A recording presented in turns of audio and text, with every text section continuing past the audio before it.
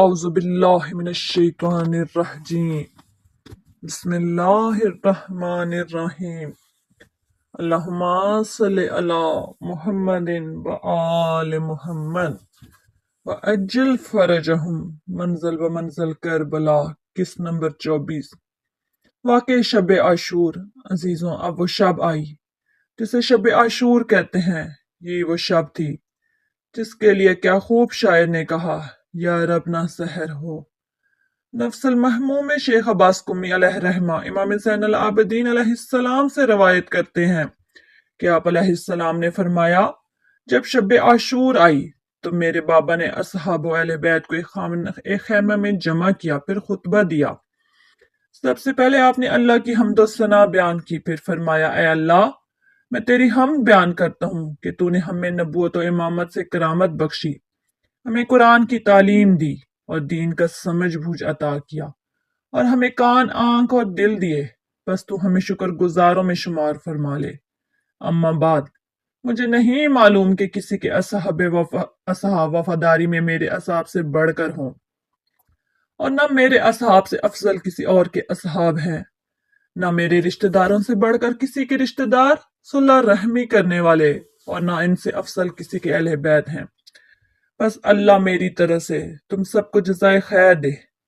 بے شک مجھے یقین تھا کہ ہماری ایک نہ ایک دن ان دشمنوں سے ضرور جنگ ہوگی۔ ہاں، اور البتہ تم میں سے جو جانا چاہتا ہے وہ جا سکتا ہے، اس سے میری طرف سے اجازت ہے۔ یہ رات کا اندھیرا بہترین پردہ ہے، بس تم میں سے جو جانا چاہے وہ چلا جائے، یا پھر تم میں سے ہر کوئی میرے اہل بیت میں سے کسی کا ہاتھ تھام لے اور یہاں سے چلا جائے، کیونکہ ان دشمنوں کو صرف مجھ سے غرض ہے، اور اگر میں ان کے ہاتھوں قتل ہو گیا تو پھر یہ کسی سے تعارض نہ کریں گے۔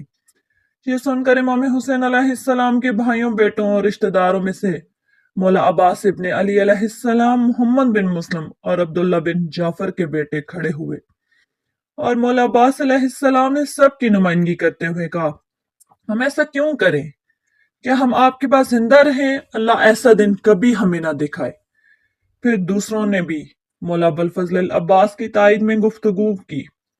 پھر امام حسین علیہ السلام نے اولاد عقیل کی طرف متوجہ ہوئے اور فرمایا، اے آل عقیل، تمہاری طرف سے مسلم کی شہادت کافی ہے، تم لوگ چلے جاؤ، تمہیں اجازت دیتا ہوں۔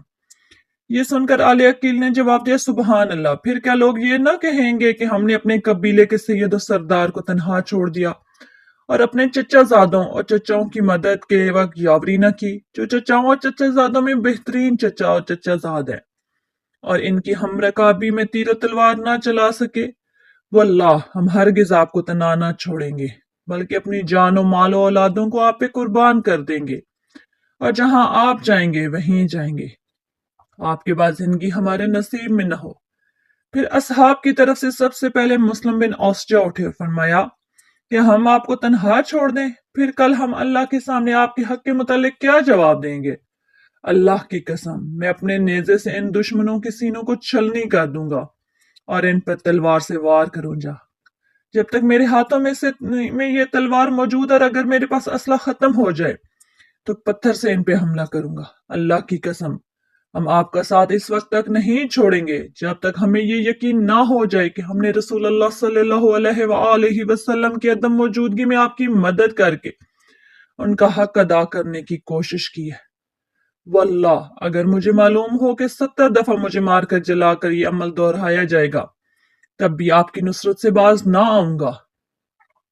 اس کے بعد زہیر بن الکین کھڑے ہوئے اور کہا، اللہ کی قسم، اگر مجھے 1000 دفعہ مارا جائے، میری خاک ہوا میں اڑا دی جائے، تب بھی آپ اور آپ کے اہل بیت کے ان نوجوانوں کی مدد سے باز نہ آؤں گا۔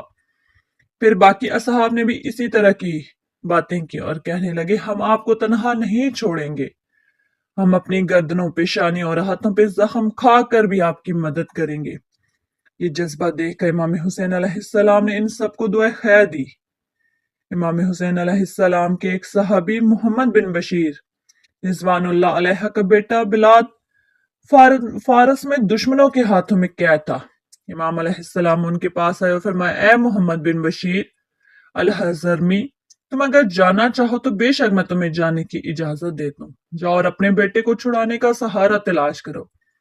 اس وفاداری کی علامت نے یوں جواب دیا، یا ابا عبداللہ، میں اپنے بیٹے کے متعلق اللہ سے اجر و ثواب کا طالب ہوں، لیکن اس وقت میں اگر آپ کو تنہا چھوڑ کر چلا جاؤں تو پھر اللہ مجھے زندگی نہ دے اور جنگل کے درندے مجھے چیر پھاڑ کر کھا لے۔ بس امام نے اسے 10 قیمتی کپڑے عطا کیے تاکہ ان کا دوسرا بیٹا جا کر اپنے بھائی کو تاوان دے کر دشمنوں سے آزاد کرائے۔ امام علیہ السلام نے اس صحابی کے حق میں بھی رحمت کی دعا کی۔ پھر جناب قاسم بن امام حسن علیہ السلام نے امام علیہ السلام سے دریافت کیا، چچا جان، کیا میں بھی شہیدوں میں شامل ہوں؟ کیونکہ شہزادہ قوم عمر تھا، لہٰذا اس خوف سے یہ سوال پوچھا کہ شاید اسے اذن جہاد نہ دیا جائے۔ بس امام حسین علیہ السلام بولے، بیٹے قاسم، موت کو کیا گمان کرتے ہو؟ تو انہوں نے جواب دیا، چچا جان، موت میرے نزدیک شہد سے میٹھی ہے۔ یہ سنا تو امام حسین علیہ السلام نے فرمایا، ہاں، تجھ پہ تیرا چچا قربان ہو جائے، تیرا نام بھی شہداء کی فہرست میں درج ہے، بلکہ میرا بیٹا عبداللہ یعنی علی اصغر بھی شہیدوں میں شامل ہے۔ یہ سن کر جناب قاسم نے کہا، چچا جان، تو کیا دشمن خیمہ گاہ اہل حرم میں خواتین تک پہنچیں گے؟